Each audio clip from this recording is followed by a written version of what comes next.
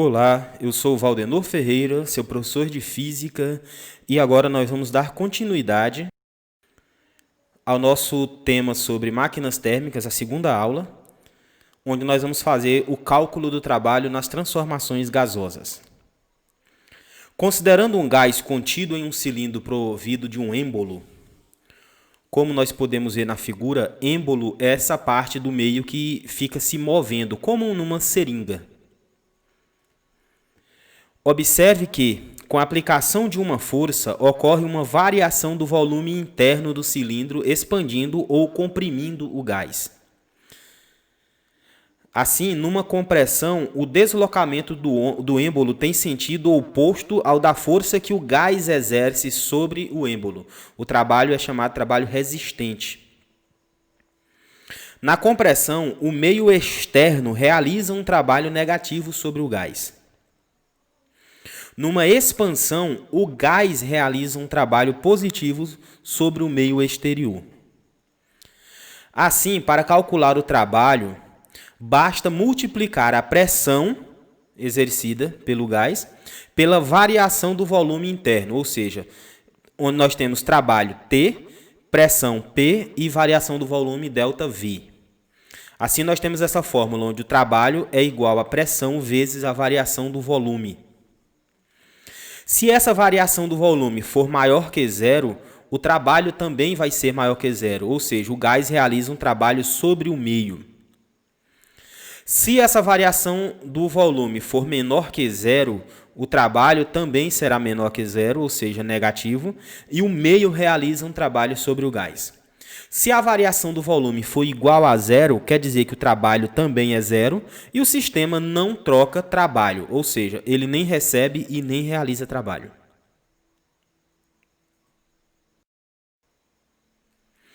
Abrindo o seu livro, no capítulo 3, na página 85, na questão 13, diz que em um motor de combustão interna, os gases resultantes da explosão atingem aproximadamente que pressão e temperatura? A pressão é 20 vezes maior que a pressão atmosférica e a temperatura é cerca de 500 graus Celsius. Na questão 14, que transformação de energia ocorre na câmara de combustão onde se movimenta o pistão do automóvel? A energia química se transforma em energia mecânica. Na questão 15, por que a maior parte dos automóveis tem motores de 4 cilindros? Em um motor de 4 cilindros ou de 4 pistões, um dos pistões sempre estará na fase de explosão responsável pelo movimento.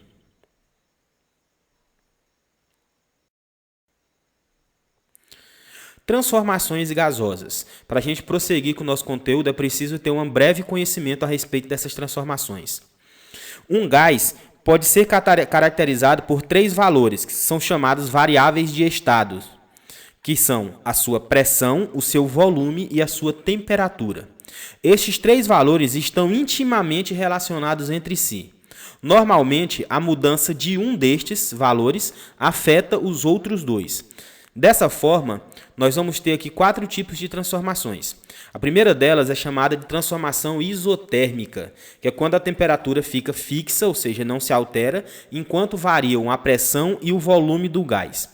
Se você fizer uma variação, um aumento na pressão, vai acarretar uma redução do volume. Da mesma forma, se você aumentar o volume, vai diminuir a pressão.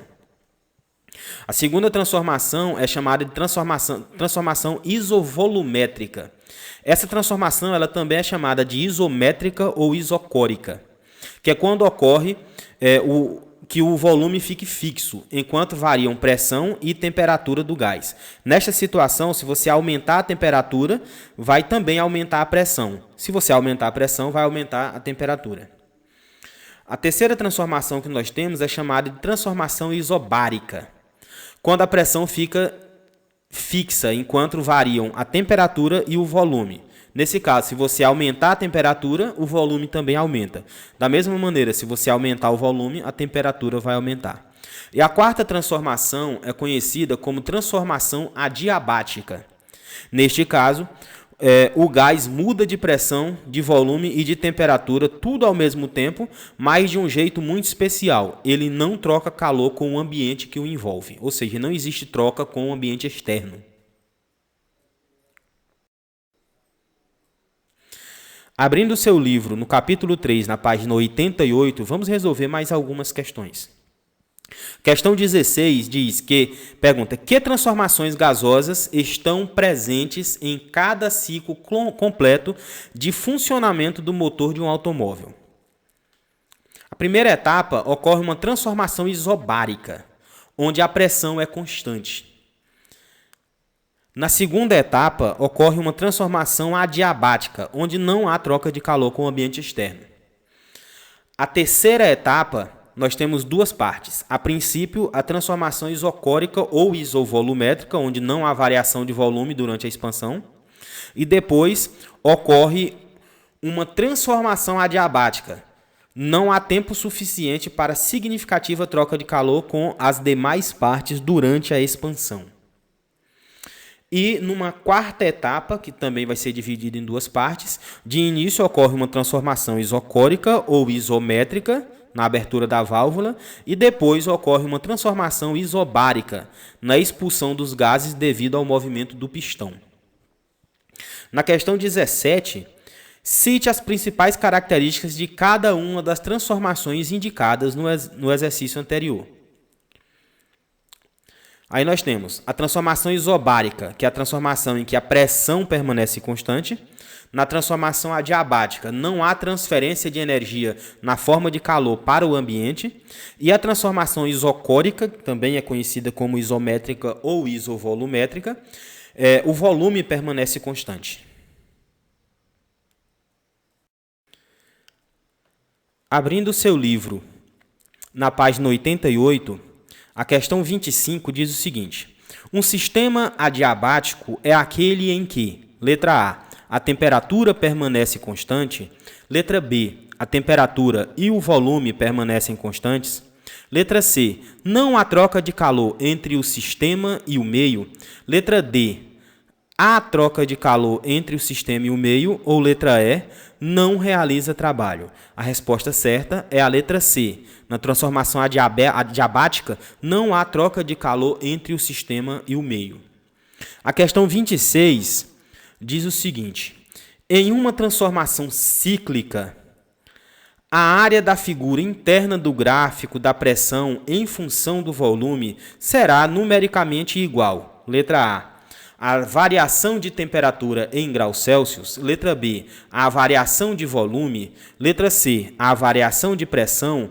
Letra D, a variação da temperatura em kelvins. Ou letra E, ao trabalho realizado. A resposta correta é a letra E. O gráfico é numericamente, a área do gráfico é numericamente igual ao trabalho realizado. Continuando aqui com o nosso conteúdo, nós vamos falar agora sobre a energia interna. A energia interna de um gás é a soma das energias cinéticas médias de todas as suas moléculas. Está diretamente associada à temperatura. Dessa forma, quando um gás ou quando um sistema recebe uma determinada quantidade de calor, ela sofre um aumento da sua energia interna e, consequentemente, um aumento da temperatura. A energia interna e a temperatura estão relacionadas de maneira direta. Para que ocorra uma variação de energia interna, é necessário que ocorra uma variação de temperatura do sistema. Assim, nós temos algumas situações interessantes. Primeiro, se a variação da temperatura for menor que zero, a variação da energia interna também vai ser negativa, ou seja, a energia interna diminui. Se a variação da temperatura, ΔT, for maior que zero, a variação da energia interna, ΔU, vai ser também maior que zero. Isso quer dizer que a energia interna aumenta. E, por último, se a variação da temperatura for igual a zero, ou seja, a temperatura permanece constante, a energia interna também vai ser igual a zero, ou seja, não vai haver variação, vai permanecer constante. Então, a energia interna não varia.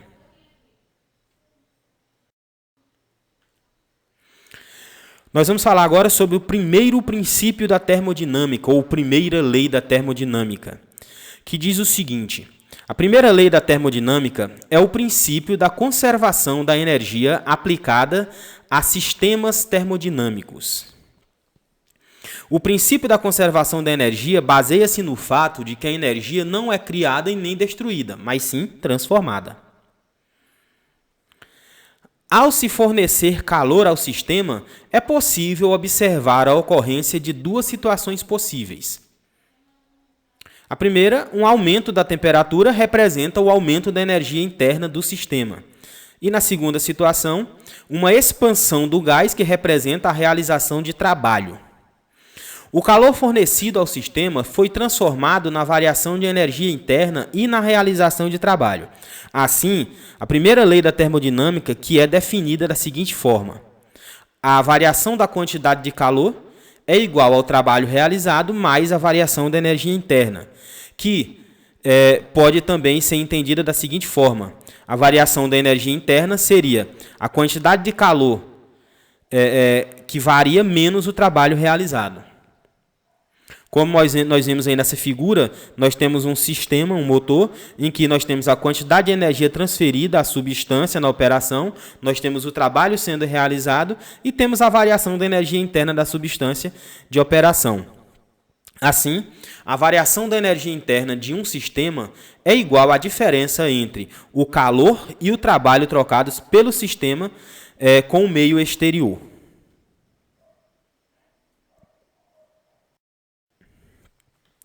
Abrindo o seu livro, na página 91, a questão 27 pergunta: o que diz o primeiro princípio da termodinâmica? O primeiro princípio da termodinâmica estabelece uma equivalência entre o trabalho e o calor trocados entre um sistema e o meio exterior, no que se refere à variação da energia interna do sistema. Em outras palavras, a soma entre o trabalho realizado e a variação da energia interna da substância de operação resulta na quantidade de energia transferida a ela na forma de calor.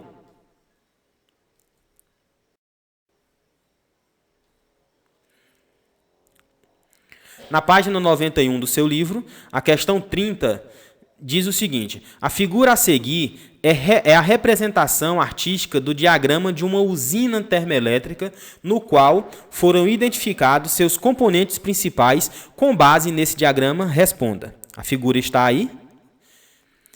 Letra A. Qual é a função da queima da substância que representa a fonte de energia para a usina?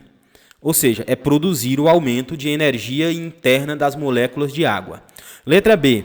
Qual é a substância de operação nessa usina? A água no estado de vapor. Letra C. Que trabalho é realizado pela substância de operação e onde ela ocorre? O vapor da água, a alta pressão, choca-se com as pás da turbina, produzindo um movimento de rotação. O trabalho é realizado na turbina. Letra D. Onde ocorrem e quais são as mudanças de estado físico da substância de operação? Ocorre na caldeira, onde a mudança de estado da água, de líquido para vapor, chamado de vaporização. No condensador, o vapor a baixa pressão é resfriado e retorna ao estado líquido, que é chamado de condensação ou liquefação, quando é lançado novamente na caldeira. E letra E, qual é o papel exercido pelo circuito no qual flui a água do rio? Esse segundo circuito de água conectado a um rio tem uma função de resfriar o vapor de água e fazê-lo retornar ao estado líquido, pois assim ele pode ser reintroduzido na caldeira. Bem, essa foi a segunda parte da nossa aula sobre máquinas térmicas. Eu espero que vocês possam compreender direitinho. Façam as anotações no seu caderno, perguntas e respostas, e até a nossa próxima aula. Obrigado.